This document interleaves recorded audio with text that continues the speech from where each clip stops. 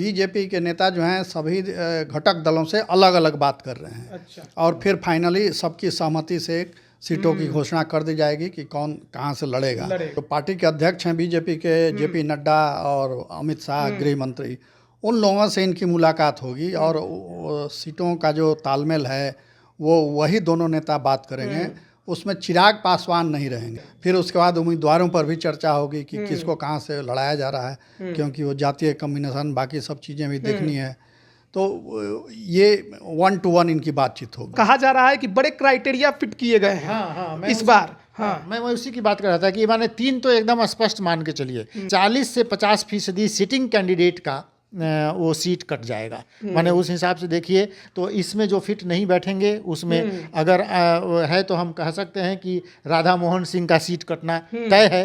संघ के बहुत सक्रिय कार्यकर्ता रहे अश्वनी चौबे और बहुत माने बोलने वाले हैं, लेकिन अश्वनी चौबे की उम्र और उनका परफॉर्मेंस दोनों ही उनका खिलाफ है, तो अश्वनी चौबे का टिकट कट सकता है। जनार्दन सिग्रीवाल इस समय एकदम संट हैं, चुपचाप हैं और नहीं लग रहा है कि वो चुनाव लड़ने वाले हैं कि क्या। हाँ, सर्वे में मैंने जो उन लोगों ने कराया उसमें वो बहुत पिछड़ गए हैं। तो जनार्दन सिग्रीवाल भी बेटिकट हो सकते हैं। गिरिराज सिंह और राजीव प्रताप रूढ़ी 2 ऐसे लीडर हैं जो जिनके बारे में अभी असमंजस है। लेकिन ये जो 4-5 नाम हम आपको बता रहे हैं ये तो आप समझिए कि बेटिकट होने वाले हैं। चंदन कुशवाहा उनके बारे में कहा जा रहा है जिस तरीके से उन्हें समादेष्टा के पद से हटाकर उन्हें एसपी बनाया गया है खगड़िया का, कहा जा रहा है कि सम्राट चौधरी के दबाव में। सम्राट चौधरी के वो करीबी भी रहे हैं और सम्राट चौधरी के पसंदीदा अधिकारी, मतलब जब भी कोई पॉलिटिशियन जाता है तो उसके पसंद के कोई अधिकारी भी रहते हैं। काम्या मिश्रा को दरभंगा ग्रामीण का एसपी बनाने का मकसद हमने, आप तो जानते ही होंगे कि मुजफ्फरपुर के बाद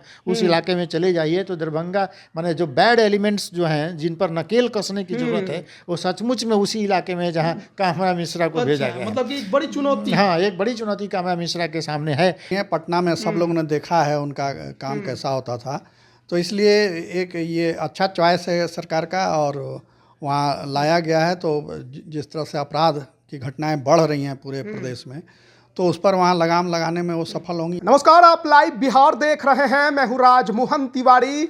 आज 6 मार्च बुधवार का दिन है और एक बार फिर से हम हाजिर हैं खबरों से खबरदार का एपिसोड 12वां लेकर। एक बार फिर आज हम चर्चा करेंगे बिहार में हुई महत्वपूर्ण घटनाओं की, चाहे राजनीतिक हो या फिर सामाजिक हो, आर्थिक हो। सबसे पहले बात हम कर लेते हैं रामलला की, क्योंकि आज बख्तियारपुर से 1500 लोगों को आस्था स्पेशल ट्रेन लेकर पहुंची है अयोध्या और बीजेपी के राष्ट्रीय मंत्री ऋतुराज सिन्हा ने इस ट्रेन को हरी झंडी दिखाई, साथ ही वो भी इस ट्रेन में सफर कर रहे हैं। तो जिस प्रकार से राम मंदिर बनने के बाद एक खुशी की लहर हर तरफ देखने को मिली, उसका असर अब बिहार में भी देखने को मिलेगा। लोकसभा चुनाव से पहले बीजेपी का ये मास्टर स्ट्रोक माना जा रहा है। लेकिन आज प्रधानमंत्री नरेंद्र मोदी बीते 4 दिनों के अंदर दूसरी बार बिहार दौरे पर आए थे। बेतिया में उनकी रैली हुई जहां पर एनडीए के कई सहयोगी दल मौजूद थे और आज मंच से एक बार फिर वो परिवारवाद पर गरजते नजर आए। लालू यादव को निशाने पर रखा है और जिस प्रकार से अभी एक अभियान सोशल मीडिया में चल रहा है कि मैं हूं मोदी का परिवार, उस पर भी उन्होंने बहुत कुछ कहा है। लेकिन पीएम मोदी के भाषण के बाद अब बिहार की राजनीति में बीजेपी को लेकर कई और चर्चाएं चल रही हैं, क्योंकि लोकसभा चुनाव नजदीक है और सीटों को लेकर एक बड़ी खबर है कि कई नेताओं का टिकट कटने जा रहा है। इस पर भी चर्चा करेंगे। लेकिन वहीं बिहार में 11 सीटों पर एमएलसी का भी चुनाव होना है। एक तरफ जहां जेडीयू के दोनों ही उम्मीदवारों ने नामांकन पर्चा भर दिया है, एक तरफ एनडीए के कुनबे से संतोष सुमन ने नामांकन पर्चा भर दिया, वहीं महागठबंधन से अभी तक नामांकन किसी ने नहीं भरा। लेकिन खबर बड़ी आई है, चर्चा उस पर भी हम जरूर करेंगे। लेकिन शिक्षा विभाग पर चर्चा कैसे ना हो, क्योंकि के पाठक अभी भी बिहार में मौजूद हैं और उन्होंने एक बार फिर से एक ऐसा फरमान जारी कर दिया है जिसके बाद विश्वविद्यालय के कुलपतियों की पसीने छूटने की बात कही जा रही है। वेतन अभी भी रुकेगा और नहीं मिलेगा। देखिए, तमाम खबरों पर चर्चा करने के लिए हमारे साथ दो वरिष्ठ पत्रकार हमेशा की तरह मौजूद हैं। एक तरफ रवि रंजन जी हैं, दूसरी तरफ प्रवीण बागी जी हैं। तो शुरुआत करते हैं सबसे पहले प्रधानमंत्री नरेंद्र मोदी की बेतिया रैली से, जिस प्रकार से उनका आज का भाषण रहा और लालू यादव पर फिर से निशाना, कहा जाए कि उन्होंने महारैली में जो लालू यादव ने कहा था उसका जवाब दिया है।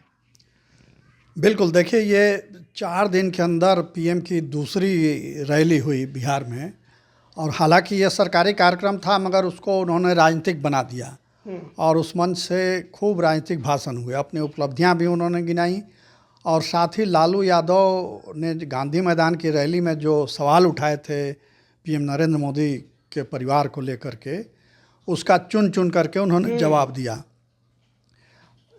इसके पीछे ये है, सच्चाई ये है कि बिहार में एनडीए की लड़ाई लालू प्रसाद से ही है, कांग्रेस से नहीं है लड़ाई, न वाम दलों से है, क्योंकि वो तो लालू के सहयोगी दल हैं।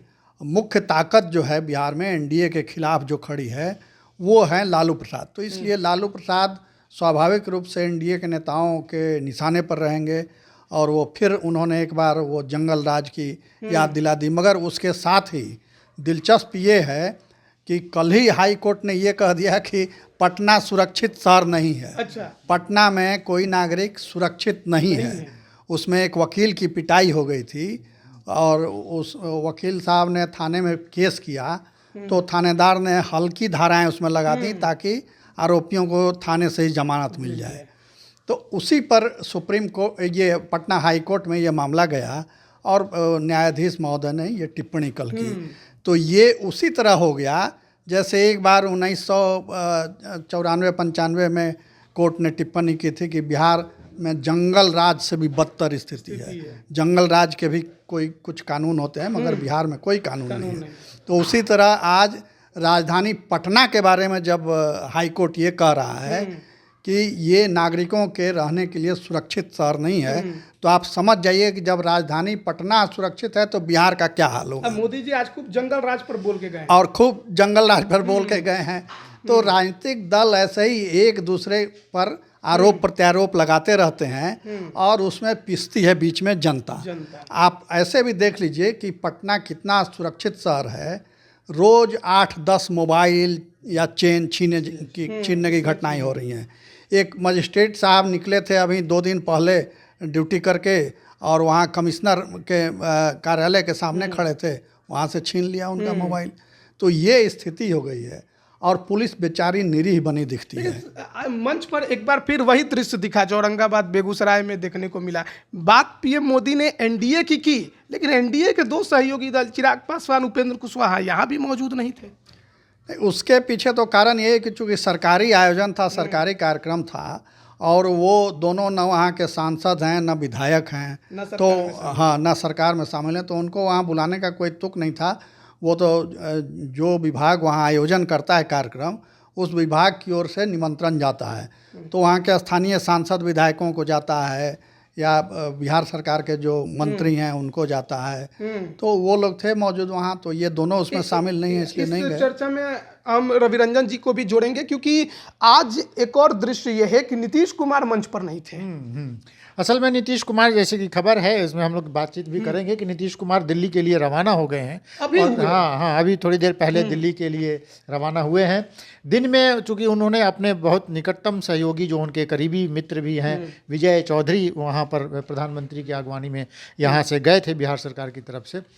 कयास तो यही लगाया जा रहा है कि दिल्ली में नीतीश कुमार के बड़े नेताओं से मुलाकात होगी। लेकिन हम प्रधानमंत्री मोदी के भाषणों पर जो हम लोग चर्चा कर रहे हैं, बेतिया में मोदी ने तमाम राजनीतिक भाषणों के अलावा उन्होंने धान के किसानों और गन्ना के किसानों के बारे में बात की।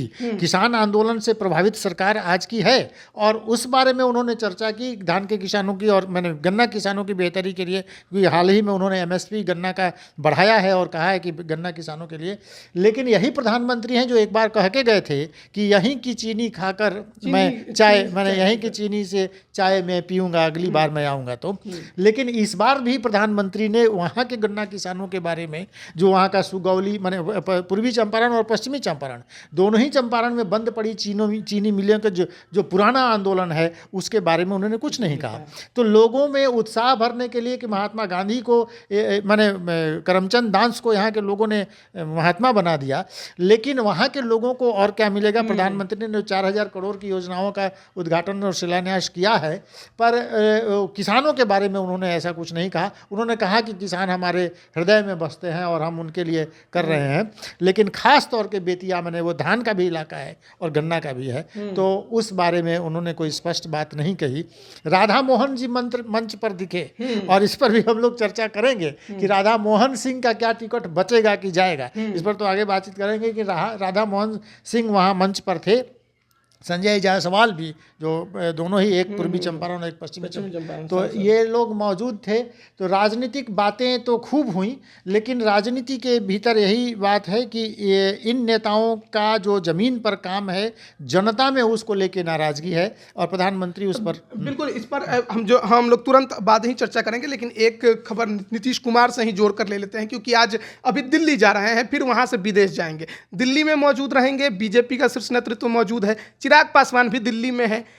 जिस प्रकार से नाराजगी की खबरें हैं, क्या आज मिलकर बैठक करके सब कुछ निपटा लिया जाएगा, क्योंकि नीतीश जी लंबे समय के लिए जा रहे हैं विदेश। अब तो वहाँ जो पार्टी के अध्यक्ष हैं बीजेपी के, जेपी नड्डा और अमित शाह गृह मंत्री, उन लोगों से इनकी मुलाकात होगी और सीटों का जो तालमेल है वो वही दोनों नेता बात करेंगे। उसमें चिराग पासवान नहीं रहेंगे, क्योंकि बीजेपी के नेता जो हैं सभी घटक दलों से अलग अलग बात कर रहे हैं। अच्छा। और फिर फाइनली सबकी सहमति से एक सीटों की घोषणा कर दी जाएगी कि कौन कहाँ से लड़ेगा। फिर उसके बाद उम्मीदवारों पर भी चर्चा होगी कि किसको कहाँ से लड़ाया जा रहा है, क्योंकि वो जातीय कम्युनिकेशन बाकी सब चीज़ें भी देखनी है।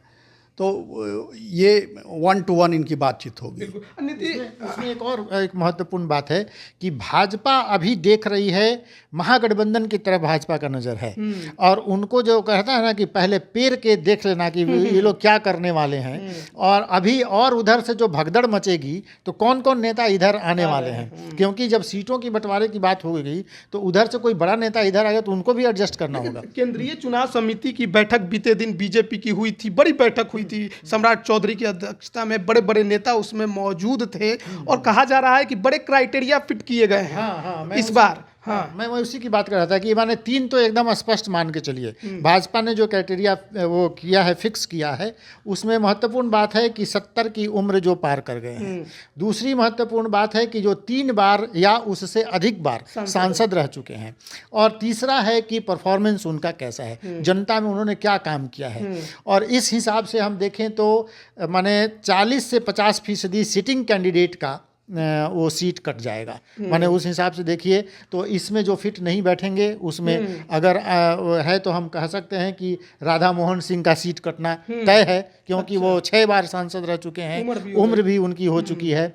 दूसरी वो शिवहर की हैं रमा देवी भी 3 बार से अधिक सांसद रह चुकी हैं और उनकी भी उम्र हो गई है, उनका परफॉर्मेंस भी अच्छा नहीं है। दूसरे आप इधर चले आइए, सासाराम में छेदी पासवान हैं, छेदी पासवान भी 4 बार से सांसद रह चुके हैं और उनकी भी उम्र हो गई है।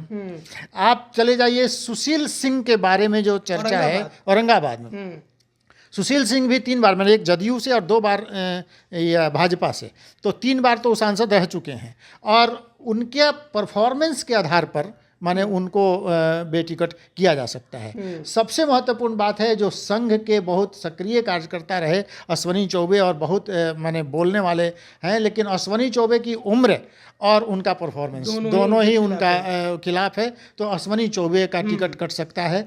और देखिए, चर्चा की बात करेंगे तो पटना साहिब में रविशंकर प्रसाद तो पहली ही बार वो सांसद बने हैं, तो राज्यसभा से वो जाते रहे, लेकिन परफॉर्मेंस और कहा जाता है कि प्रधानमंत्री मोदी उनके माने उनकी कार्यशैली से वो खुश नहीं हैं, तो रविशंकर प्रसाद का।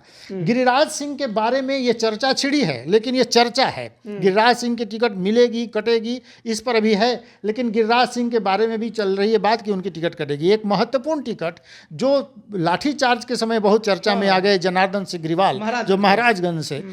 जनार्दन सिग्रीवाल इस समय एकदम संट हैं, चुपचाप हैं, और नहीं लग रहा है कि वो चुनाव लड़ने वाले हैं कि क्या। हाँ, सर्वे में मैंने जो उन लोगों ने कराया उसमें वो बहुत पिछड़ गए हैं। तो जनार्दन सिग्रीवाल भी बेटिकट हो सकते हैं। उन्हीं के बगल में राजीव प्रताप रूढ़ी के बारे में भी चर्चा है कि वो बेटिकट हो जाएंगे, लेकिन रूढ़ी ने क्षेत्र में लोगों में अपनी पकड़ बनाई है, और उनके परफॉर्मेंस पर शायद भाजपा वो नहीं कर सकती है। तो रूढ़ी के बारे में भी मैंने, गिरिराज सिंह और राजीव प्रताप रूढ़ी दो ऐसे लीडर हैं जो जिनके बारे में अभी असमंजस है। लेकिन ये जो 4-5 नाम हम आपको बता रहे हैं, ये तो आप समझिए कि बेटिकट होने वाले हैं। टिकटों पर चर्चा इसलिए भी जरूरी हो गई क्योंकि बीजेपी ने अब उम्मीदवारों के नाम का ऐलान करना शुरू कर दिया है, और अभी तक बिहार में से किसी का नाम आया नहीं है, क्योंकि गठबंधन धर्म का भी पालन करना है, उसके अनुसार भी चलना है। तो जिस प्रकार से रवि रंजन जी कह रहे हैं, आप कितना सहमत हैं? नहीं, वो ठीक कर रहे हैं। वो कई लोगों के टिकट कटेंगे, और वो जो बतला रहे हैं कि एक तो परफॉर्मेंस सभी सांसदों से, जो सिटिंग सांसद हैं उनसे मांगा गया है कि आप अपनी उपलब्धि दें पार्टी को लिख करके, तो वो पार्टी को देंगे। उसके अलावा पार्टी प्राइवेट एजेंसियों से सर्वे भी कराती है, दूसरे की जिला कमेटी से फीडबैक लिया जाता है। तो कई स्रोतों से वो उम्मीदवार जो होने वाले हैं या जो सिटिंग हैं उनके बारे में ओपिनियन लेती है, और उस पर जो खरा उतरता है फिर संघ से भी फीडबैक लिया जाता है कि कैसा उनका परफॉर्मेंस ओवरऑल रहा है। तो इन सब कसौटियों पर जो खरे उतरेंगे उन्हीं को टिकट मिलेगा, और बाकी लोगों का कटेगा, वहाँ नए लोगों को जगह मिलेगी। तो जो सर्वे होता है उसमें ये नहीं तो कौन, ये भी एक सवाल होता है। तो वो जो नाम सजेस्ट होंगे उसमें 1, 2, 3 ऐसे लोगों का पैनल बना करके जाएगा। फिर यहाँ की जो कमेटी है प्रदेश की चुनाव समिति, जिसकी कल बैठक हुई थी यहाँ, वो कमेटी नामों पर तय करेगी, फिर वो अपनी रिकमेंडेशंस के साथ भेजेगी, तब केंद्रीय कमेटी उस पर फाइनल फैसला लेगी। तो अब बात कर लेते हैं बिहार में होने वाले एमएलसी चुनाव को लेकर, क्योंकि नामांकन का दौर शुरू हो गया है। 11 मार्च आखिरी तारीख है। जेडीयू से नीतीश कुमार और खालिद अनवर ने नामांकन पर्चा भर दिया है। एनडीए खेमे से संतोष सुमन, बीजेपी के सहयोग से उन्होंने भी नामांकन पर्चा भर दिया है। लेकिन बात अब महागठबंधन की करेंगे, क्योंकि उधर से भी 5 सीटों पर दावा है, यानी कि उन 5 सीटों पर महागठबंधन सदस्यों को परिषद में भेज सकता है। तो इस पर क्या खबर है? देखिए, सबसे बड़ी खबर तो ये है कि मैंने राबड़ी देवी तो जो निश्चित है कि राजद से वो चुन के जाएंगी। कांग्रेस की एक सीट माने प्रेमचंद मिश्र की खाली हो रही है, और भाकपा माले की तरफ से आज ऐलान ही हो गया है कि वहाँ से एक कैंडिडेट शशि यादव होंगी। वो एक बार नालंदा से चुनाव भी लड़ चुकी हैं। तो शशि यादव घोषित हैं, और संख्या बल को देखें तो राजद जो है उनके पास सीट है, 74 माने विधायक हैं, और उनके पास सरप्लस 11 वोट हैं। 3 भेजने के बाद अपने वो 3 भेज लेंगे। तब बात यह है कि उनके 3 कौन होंगे। खालिद अनवर ने अपने नॉमिनेशन के बाद ये आरोप लगाया कि राजद जो है एमवाई समीकरण कहता है, लेकिन वो मुस्लिम्स के लिए उनके पास कोई जगह नहीं है, वो उनको ऐसे ही वो तिरस्कार करते रहते हैं। तो इस बार ये कयास लगाया जा रहा है कि राजद किसी मुसलमान को 1 या 2 को भी वो कर सकते हैं मुसलमान को खुश करने के लिए। और सबसे ज़्यादा जो चर्चा में नाम है वो अब्दुल बारी सिद्दीकी की है कि अब्दुल बारी सिद्दीकी को भेज सकते हैं। दूसरा, वो माई बाप जो करते रहते हैं, मैंने कह रहे हैं, तो हाँ, नया समीकरण। तो माई बाप में अब देखिए जगदानंद सिंह को भी बैकडोर से वहाँ ले जाने की बात हो रही है। तो एक तो जगदानंद सिंह हो सकते हैं, और ये अब्दुल बारी सिद्दीकी हो सकते हैं। एक और किसी को जिनको खुश करना होगा, देखिए हाँ, ये तो आधिकारिक बातें हम लोग नहीं कर सकते, लेकिन राजद के भीतर एक और होता है कि पैसे के बल पर भी टिकट बेचे और खरीदे, माने एक उनका क्षेत्रीय पार्टियों में रहता है। तो वो कहीं कोई एक टिकट बेच भी सकते हैं, इसमें कोई वो नहीं है। तो वो अब किसको देंगे और कहाँ से उनको क्या धन प्राप्त होने वाला, ये तो वो लोग देखेंगे। लेकिन महत्वपूर्ण बात है कि मुस्लिम्स को खुश करने के लिए इस बार 1 सीट वो जरूर देंगे। लगता है आपको? हाँ, बिल्कुल। एक अल्पसंख्यक को सीट जाएगी, और उसमें सिद्दीकी जी का नाम सबसे आगे है, क्योंकि वो सबसे भरोसेमंद हैं, लालू परिवार के बहुत भरोसेमंद हैं, और शुरू से साथ मतलब माना रहे जाए हैं। कि अब सिद्दीकी जी जगदानंद जी का लोकसभा से पत्ता साफ हो गया, हाँ अगर चले गए तो। हाँ, सिद्दीकी जी लोकसभा अगर यहाँ मिल जाता है तो लोकसभा नहीं जाएंगे, क्योंकि लोकसभा में स्थिति अनुकूल नहीं है। वो आजमा भी चुके हैं दाव, मगर वहाँ सफलता नहीं मिली। मतलब तो माना जाए कि मोदी जी जो कहते हैं कि लोग अब लोकसभा चुनाव से भाग रहे हैं, लड़ना ही नहीं चाहते हैं, तो ये जो दो कद्दावर नेता, एक बक्सर से लड़ते हैं, एक मधुबनी दरभंगा से लड़ते हैं, दोनों ही नेता बैकडोर का ही इस्तेमाल करना चाहते हैं। नहीं, जगता बाबू के साथ तो दूसरी बात है, वो बुजुर्ग हो चुके हैं, इसलिए वो तो अध्यक्ष भी नहीं बनना चाहते थे। उनको एक तरह से बहुत दबाव डाल के अध्यक्ष बनाया गया, तो वो लोकसभा अब लड़ना भी नहीं चाहेंगे। तो इसलिए विधान परिषद ठीक है, अपना जाके आराम करने की जगह है तो वहाँ आराम करेंगे। मगर सिद्दीकी जी अभी बड़ी जिम्मेवारी ले सकते हैं। मगर पता नहीं क्यों पार्टी उन्हें बड़ी जिम्मेवारी दे नहीं रही। बीच में उनकी भी चर्चा हुई थी एक समय की, नीतीश जी से बात चल रही है उनकी जदयू में जाने की। हाँ, पार्टी तोड़ने की तैयारी में थे, ऐसी चर्चा थी। तो हालांकि हुआ नहीं वैसा, मगर तब से लगता है कि कुछ संदेह की नज़र से अब लालू परिवार उनको देखता है, और इसीलिए कोई बड़ी जिम्मेवारी उनको नहीं दी जा रही है। मगर इस बार लगता है कि विधान परिषद में उनको भेजा जाएगा, भेजा जा सकता है। भेजा जा सकता है। देखिए, राजनीतिक चर्चाएं तो हो रही हैं, लेकिन इसी बीच लोकसभा चुनाव से पहले एक आज बड़ी खबर निकल कर आई सामने की, फिर से बड़े प्रशासनिक फेरबदल किए गए हैं। कई आईपीएस का ट्रांसफर किया गया है, और इसमें सबसे बड़ी बात यह है कि पहली बार ऐसा देखने को मिल रहा है कि शायद गृह विभाग में दूसरे दल के नेता का हस्तक्षेप हो। क्या खबर है इसको लेकर? खबर ये है कि मैंने मुख्यमंत्री नीतीश कुमार, ये तो पहले ही चर्चा थी कि ये दोनों ही डिप्टी सीएम जो हैं वो फाइलों को, मैंने पहले था कि मुख्यमंत्री के पास फाइलें जाएंगी, उसके बाद ही उन्होंने साफ मना कर दिया है कि फाइल वो लोग देखेंगे और अपने हिसाब से मैंने सरकार में जो विभाग चलाना है वो चलाएंगे। तो सम्राट चौधरी और विजय सिन्हा दोनों ही, कहा यह जा रहा है कि सम्राट चौधरी जो लगातार माने डिप्टी सीएम बनने से पहले कि नकेल कस देंगे, उनको गया में पिंडदान करवा देंगे अपराधियों पर, और जो ये जो हैं बाहुबली हैं उन पर नकेल कसेंगे। तो इस बार जो आईपीएस आईएएस ऑफिसर्स का जो ट्रांसफ़र पोस्टिंग हुआ है, कहा यही जा रहा है कि सम्राट चौधरी की खूब चली है, और उन्होंने अपने हिसाब से अधिकारियों को इधर से सबसे ज्यादा चर्चा खगड़िया एसपी को लेकर हो रही है, जो नए बने हैं चंदन कुशवाहा।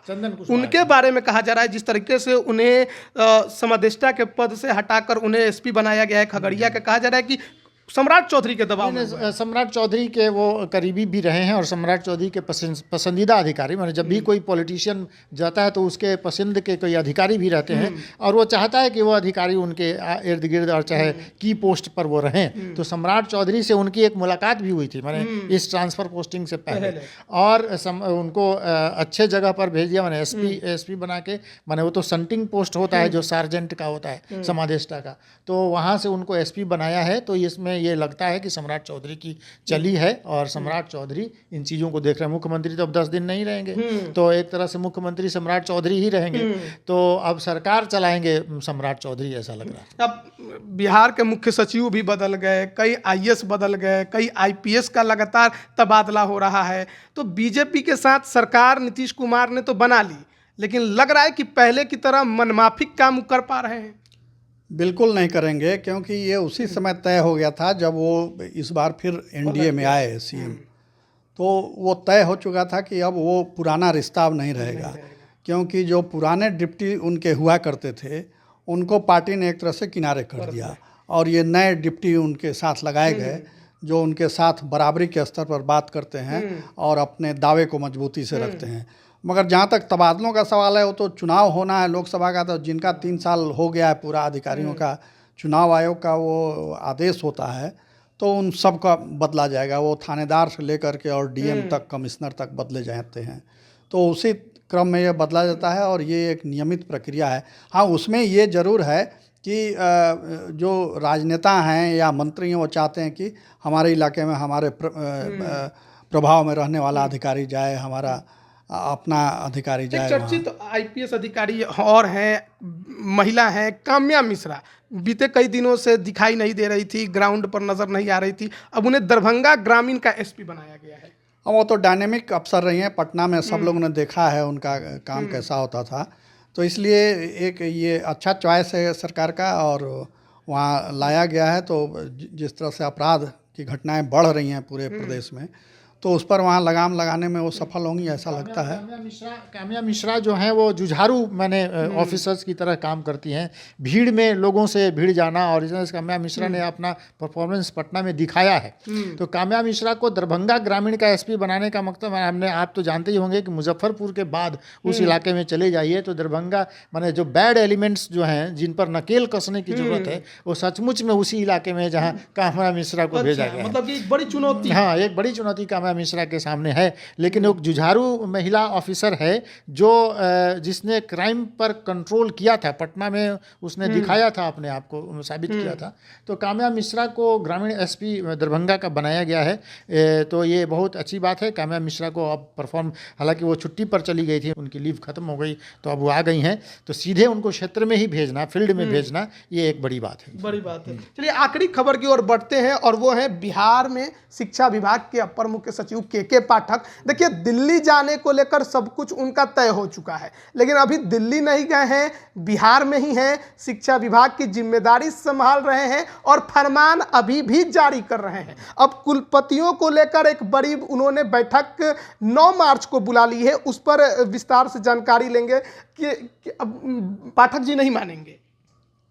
पाठक जी बहुत अच्छा काम कर रहे हैं, मगर यही है कि वो लिमिट लाइन को लांघ जाते हैं। जैसे उन्होंने एक बार वीसी रजिस्ट्रारों की बैठक बुलाई, राजभवन ने मनाही कर दी तो नहीं गए कोई, उन पर केस हो गया, उनका वेतन रुक गया सारे लोगों का, तो परेशान हैं वो लोग।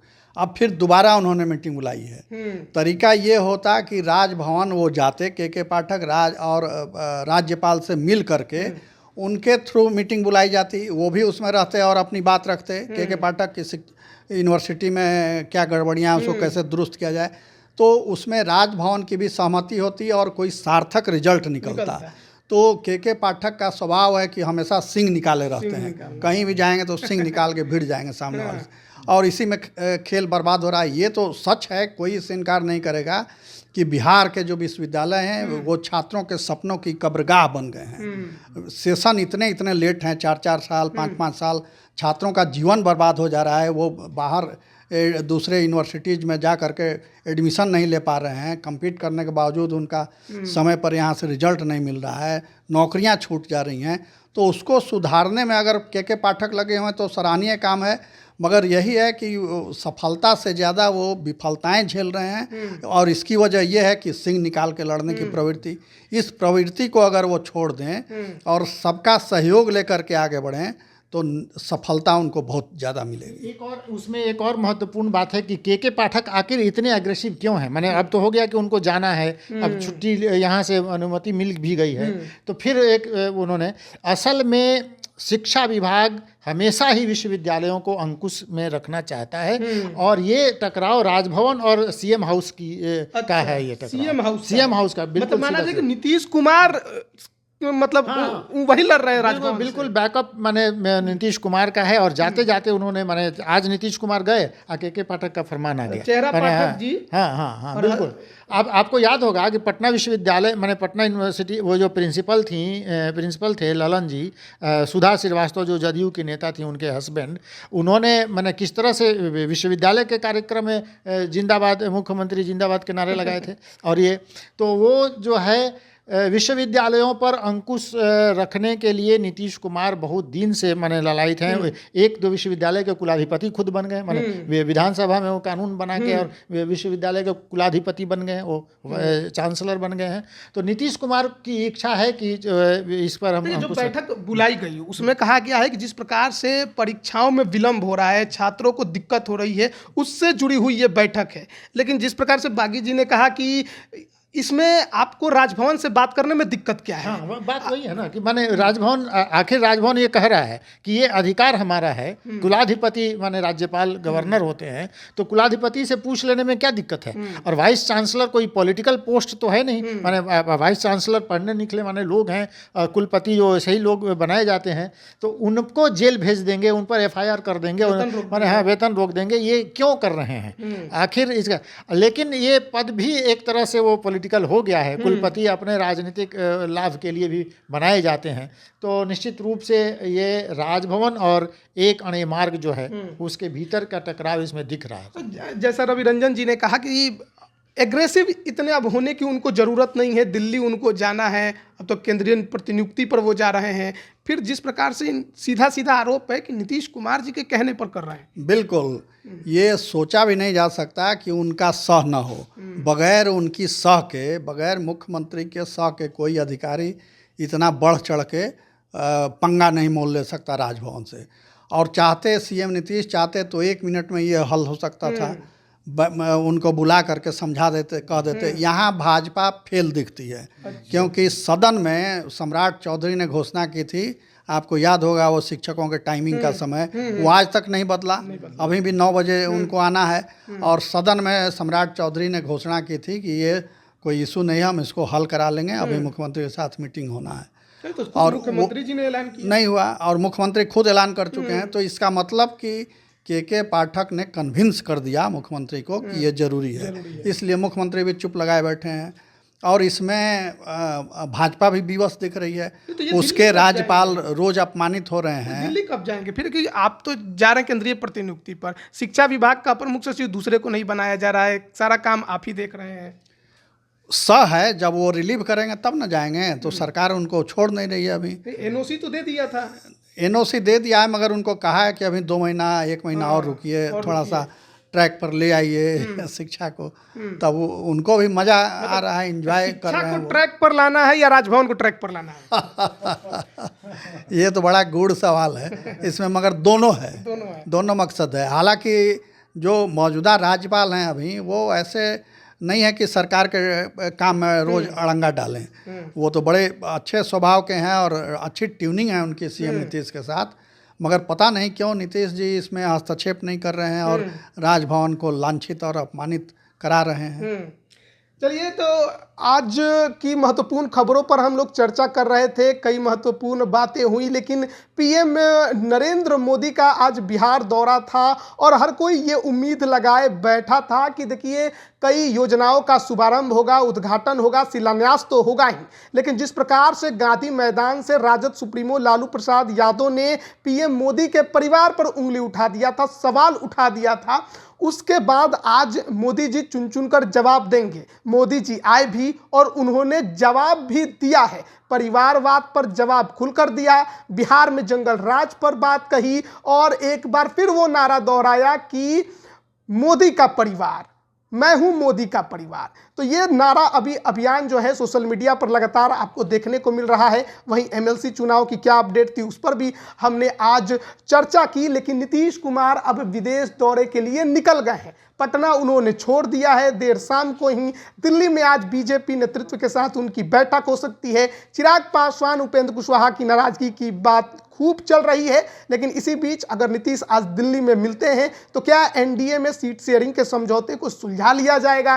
चिराग पासवान की नाराजगी सचमुच खत्म हो जाएगी? पर सवाल यह भी है कि क्या सच में वो नाराज हैं या नहीं है। नीतीश कुमार के आने से असहज होने के कयास जरूर लगाए जा रहे हैं, लेकिन अब तक खुल के उनके तरफ से कुछ भी नहीं कहा गया है। तो अब देखना होगा कि आगे राजनीतिक तौर पर क्या कुछ घटनाएं होती हैं, क्या कुछ निकलकर सामने आता है। लगातार अपडेट हम आप तक पहुंचाते रहेंगे। आप सभी का बहुत बहुत धन्यवाद। लाइव बिहार यूट्यूब पर सब्सक्राइब और फेसबुक पर लाइक जरूर करें।